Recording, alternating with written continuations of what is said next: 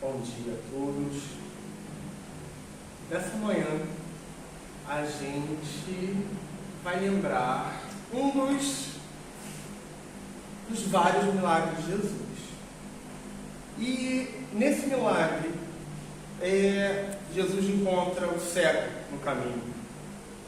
E esse cego, ele fala uma frase que é muito conhecida no meio do cristianismo, e é a oração que durante os séculos foi considerada uma das mais simples, mais humildes, que também é a mesma oração que um morador de rua, que lá na parábola que Jesus fala entre o rico e o pobre, que vão até o templo, o pobre, faz a mesma oração que esse senhor aqui, que também é um outro morador de rua, um pedinte,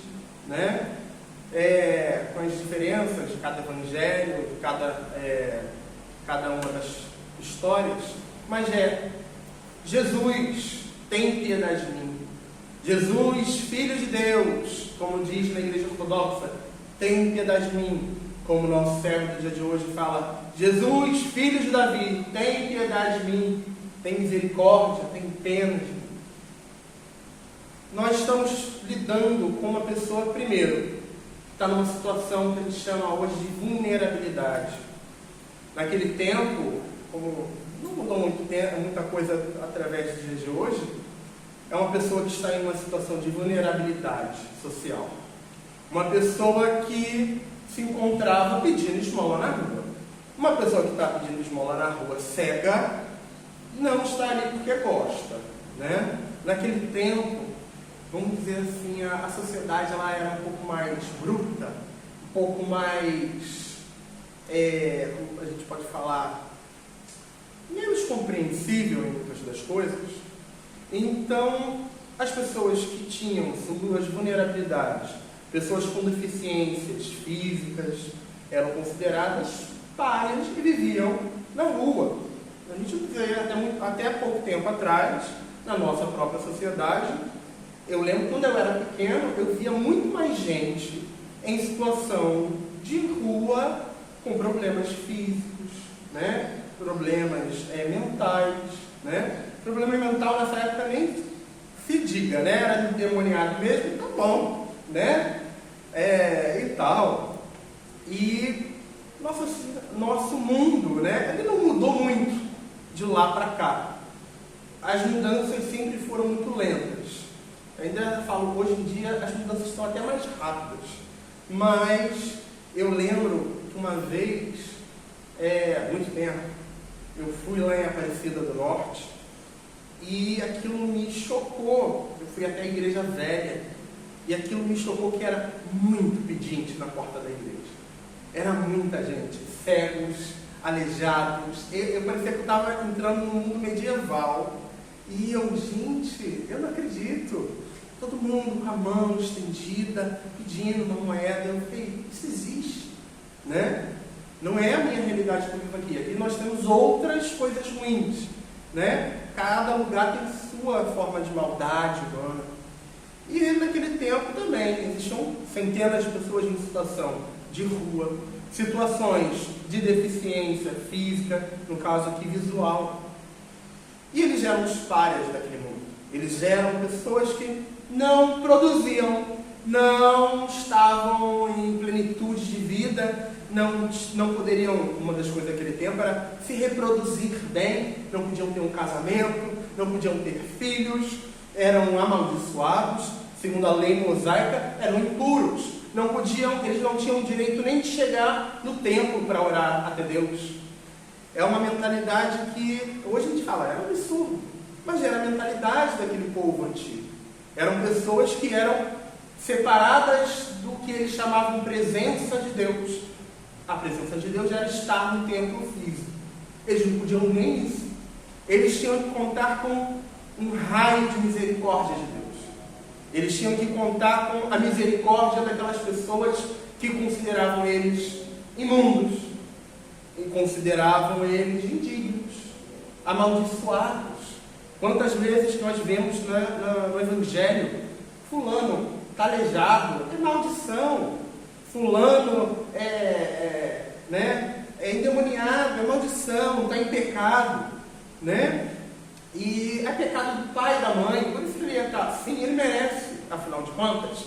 Porque se Deus faz tudo perfeito, aquela pessoa está naquela situação, que ela merece. Deus quis, que maravilha, que Deus maravilhoso, que adora ver as pessoas sofrendo, né? Mas Jesus, ele chega e rompe com aquilo. Uma das coisas que Jesus é maravilhoso e ele foi crucificado por causa disso, ele rompe com aquela mentalidade daquele povo. Ele rompe com a mentalidade daquela religião. Ele rompe com a mentalidade da lei, dos profetas, que falava muito bem, Deus é amor e tal, mas também falava para apedrejar o irmão, falava para matar, está em pecado, né? Falava para excluir. E era legítimo, era legal. A gente vê muitas das coisas da nossa vida, como sociedade, que é legal, está dentro da lei. É assim, está dentro da lei. E será que é moral? Será que é ético? Será que muita coisa que a gente vê que é legal pela lei é ético? É algo que respeita o ser humano, respeita a dignidade. A gente lembra uma das coisas, está lá no judaísmo, no Antigo Testamento, que o ser humano foi criado à imagem e semelhança de Deus. Se nós fomos criados à imagem e semelhança de Deus, nós merecemos dignidade. Hoje em dia você vê pessoas que são cristãs. Eu amo Jesus, Labascura e Cantarada, mas não respeita o irmão do lado. Não respeita ninguém. Ao contrário. Para que isso? Para que? Direitos humanos? Para quê? Para que eu devo respeitar o outro ser humano como igual a mim? Não é igual a mim. Eu sou superior. Eu fui salvo. Eu já estou quase lá no céu, né? Eu já sou perfeito e maravilhoso. Quase igual a Satanás. E a gente vê que aquilo ali, a gente lembra o pecado do orgulho, da maldade humana. A maldade humana que nos faz, mesmo aquela pessoa que se acha muito religiosa, muito santa, maravilhosa e perfeita, na prática do seu coração, ela está mergulhada num lamaçal de orgulho, inveja, maldade. E a gente lembra que Jesus veio para romper isso. Jesus veio para nos libertar de toda forma de pecado. E a falta do amor é o maior dos pecados que a gente tem. A gente fala que Deus é amor, mas Deus é justiça. Aí o olho da pessoa até brilha, porque ela quer ver a vingança dela se cumprindo na justiça de Deus. Ela quer ver toda a maldade que tem no seu coração, de acordo com a imagem e semelhança do Deus que ela tem na sua mente e no seu coração. Quando a gente fala, o coração é enganoso, enganador. A imagem do nosso Deus, da idolatria do nosso coração, é um Deus mau. É um Deus que destrói, é um Deus que mata em nome de Jesus. Que maravilha! É um Deus que ele está pronto para massacrar o mais humilde dos filhos de Deus. Em nome de Jesus. Em nome da religião. Em nome de uma doutrina. Em nome de uma aparência de uma religião. Como Jesus fala dos fariseus. Que maravilha! Que vocês são obedecedores da lei de Moisés. Vocês são maravilhosos. Mas dentro de vocês existe rapina, podridão, como sepulcros que por fora estão enfeitados, mas por dentro é osso e podridão.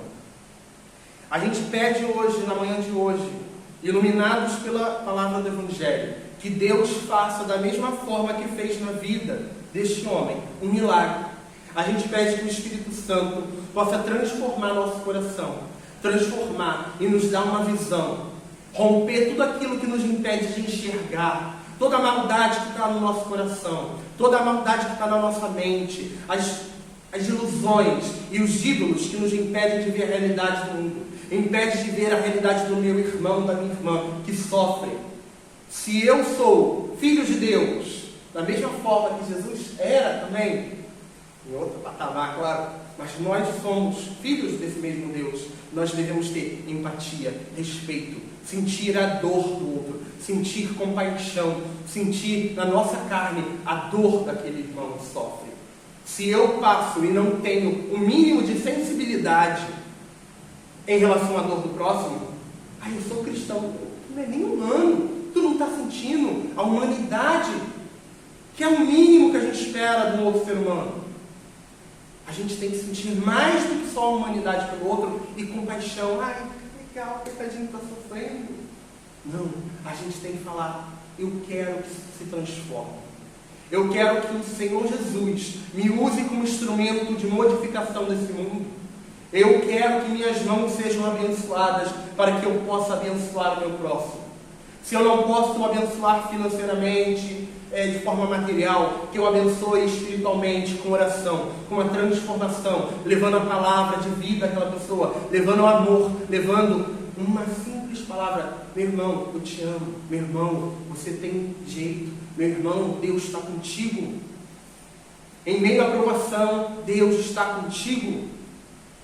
A gente fala que a igreja é maravilhosa, é legal, mas a igreja tem o propósito de ser uma anunciadora dessa transformação. E a gente pede que o Espírito Santo possa estar trabalhando no nosso meio, trabalhando na nossa mente, dia a dia, no nosso deitar, no nosso levantar, através da mudança da nossa vida, através da mudança da nossa consciência.